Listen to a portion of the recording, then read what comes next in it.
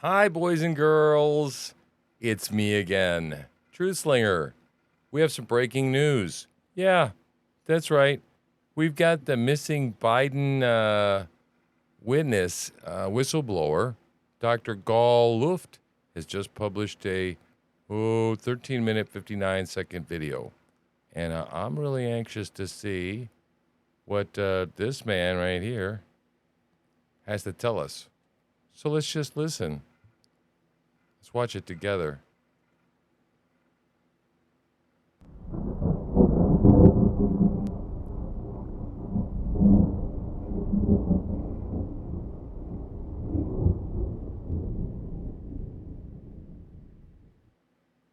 Man, Truth Slinger coming at you, right? Episode 103 bonus because we got breaking news. When we have breaking news, we have bonus episodes. And this is one of them. So let's just go and watch Dr. Gall together, shall we? Good day. My name is Dr. Gal Luft. For the past 20 years, I have been the co-director of the Institute for the Analysis of Global Security, a Washington-based think tank focused on energy security. For the past 15 years, I've been a resident of Israel.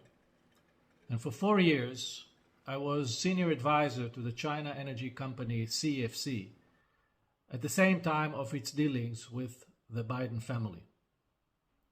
Under normal circumstances, I would be testifying before Congress about my experience with CFC. Sadly, due to circumstances I shall describe here in this video, I am forced to tell you this story via video. My ordeal goes back to a fatal decision I made in March of 2019 to share with the US government my knowledge about the Biden family's relations with CFC. As I said, it was in March of 2019 in a 2-day session at the US Embassy in Brussels. I insisted that the meeting take place in March because at the time there were rumors that Joe Biden was planning to run for president. I saw it as my civic duty to alert the government beforehand and give it enough time to probe the issue. I want to be clear. I'm not a Republican. I'm not a Democrat. I have no political motive or agenda. And just to interject right here, seems really credible to me. Doesn't he seem credible? He is? He's pretty credible to me.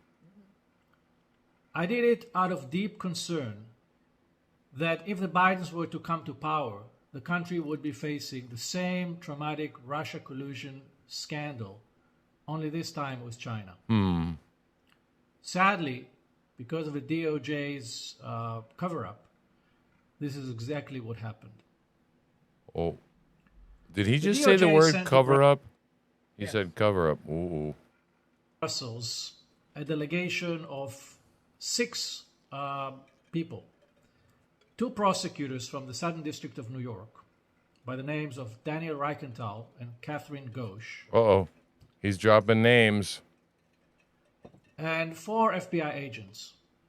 One of them was Special Agent Joshua Wilson from the Baltimore field office, which also happens to cover the state of Delaware.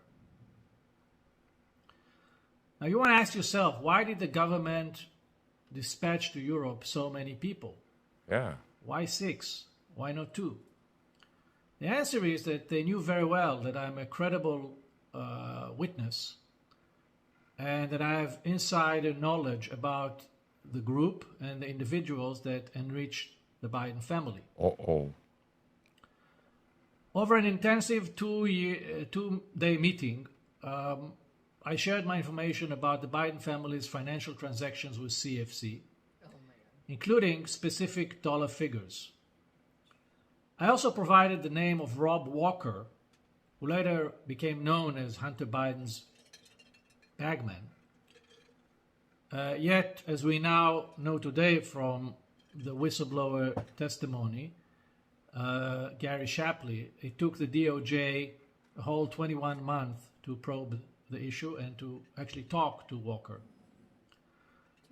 But perhaps the most alarming information I revealed was of a mole within the DOJ Oh, who shared classified information with Hunter Biden and his Chinese partners. oh, I told the DOJ that Hunter was closely associated with a very senior retired FBI official who had distinct physical characteristic. He had one eye. what? One of the FBI agents at the time even told me, that would be very easy for us to find. There aren't that many one-eyed Chinaman. in the Bureau. No, what? What am I just hearing? What? Oh my God! It's like, yeah. Does he have a limp? And wear one red shoe too? Oh shit! The information I provided the FBI in March of 2019 was fully corroborated 9 months later when the famous laptop belonging to Hunter Biden, which contained all the emails and receipts, was handed to the FBI. And guess who seized the laptop from the computer repair shop? It was Special Agent Joshua Wilson, who was with me in Brussels earlier. Shit. In other words, the FBI knew about, from me, about the Biden CFC deals before they got hold of the laptop, way before. They had enough time to investigate the issue, but they didn't. After Brussels, I never heard back from the DOJ, but instead of showing appreciation for my whistleblowing, I became public enemy number one. Over the past 4 years that followed, me, my family, my friends, my associates, we were all harassed, intimidated, and finally, I was prosecuted. Despite all that, on the eve of the 2020 elections, I sent my lawyer to Washington to meet with then acting Deputy Attorney General, Mr. Richard Donoghue, to ensure he was informed about the information I had given his department in Brussels 19 months earlier. And also to warn him that there may still be a mole within the DOJ. Shit. Mr. Donoghue confirmed to my lawyer that he was aware of my claims, but now we learn from the IRS whistleblower that it was Rich Donoghue himself who suspended the investigation a few weeks earlier on September 4th, 2020, on the grounds that it was, quote, too close to the elections. Finally, in February this year, I was arrested. I'm sorry, but I have to interject here. The DOJ has absolutely no problem when it's interfering with elections when it screws other Republicans. Okay, but now all of a sudden they're hesitant because they don't want to interfere with a duplicitous sons of bitches. On an extradition request from the Southern District of New York, the very same office that met with me in Brussels.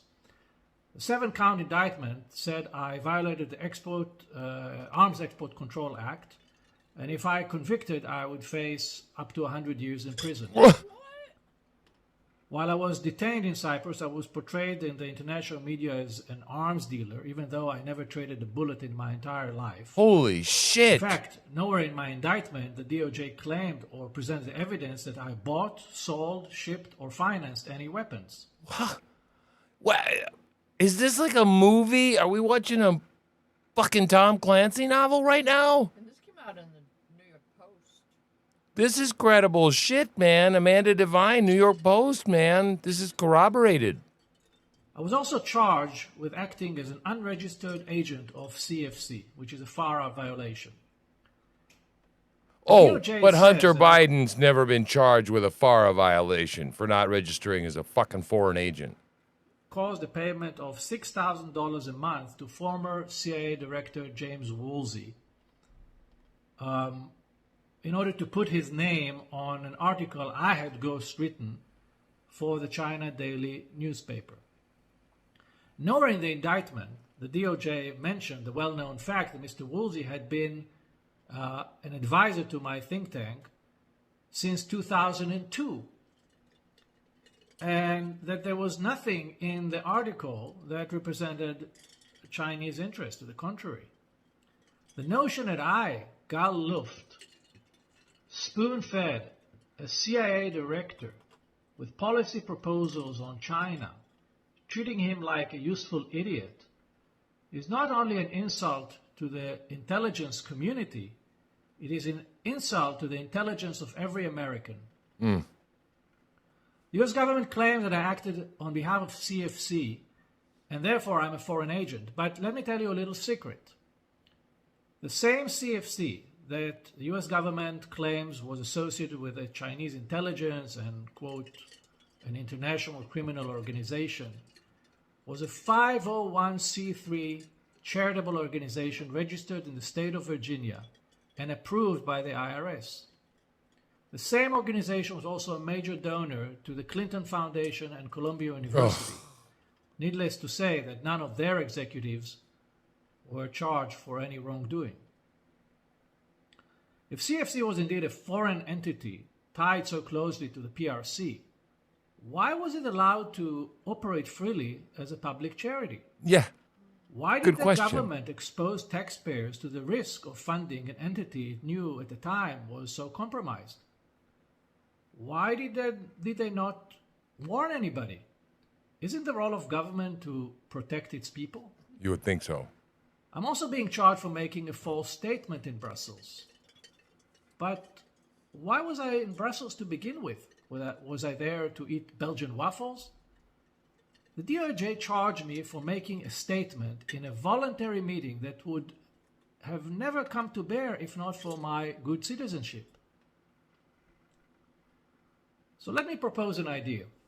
Wait. DOJ He make said they're charging him with something that essentially never would have come up had he not opened his mouth to the government being a good citizen. And you wonder why people don't want to talk to cops, huh? Right? Wow. Is this freaking your shit out yet? It's freaking me out. It certainly is. Indictment public. Do it. Make my day. Put it on your website so that every American can see the nature of the allegations against me. Good, yeah, the right. quality of the evidence. And the Or length lack the thereof. government is willing to go to weaponize the justice system to punish whistleblowers like me. I have another idea. Why won't the FBI submit to Congress the minutes from the Brussels meeting? Let everybody see what happened in Brussels. Why not? Are you trying to protect anything? Are you trying to protect anybody? I also hope that the DOJ can explain why they targeted me in Cyprus and not in my home country of Israel, where I reside most of the time. After all, the US shares a bilateral extradition treaty with Israel. So if any of my crimes are real and serious, and this is not just political prosecution, why did the US need to sneak up on me during a short visit to Cyprus? Do they not trust the Israeli judicial system to judge this issue on its merits? What's going on here? Also, why did the DOJ wait 6 whole years, well beyond the statute of limitation, to indict me? And why did the DOJ choose to unseal? It seems like the statute of limitations, like they wait and they drag their feet until Hunter Biden gets off. But when it comes to people like this guy or Donald Trump, statute of limitations, that's silly. We don't we can charge stuff after the statute of limitations. Don't be silly. The indictment on November 1st, 2022, the very same week of the midterm elections. Could this have anything to do with the fact or the fear that once Republicans gain control over Congress and begin to investigate, their cover-up would be in full display? And perhaps the biggest question of all, why am I being indicted for FARA, for ghostwriting an innocuous article for which I received no payment, let alone from a foreign government. That's right. When the mother of all FARA cases, Yep. the Biden systemic influence peddling on behalf of foreign governments for which they raked millions, goes unpunished. That's right. Tell me about that. This is, in a nutshell, why I decided to act the way I did.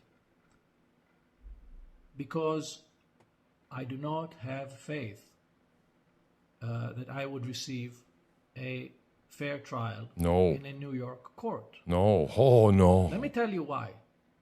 No way. CFC Secretary General Dr. Patrick Ho, who paid Hunter Biden $1 million for God knows what, Patrick Ho. was not allowed to mention the word Biden before the jury when he was tried in New York in 2018.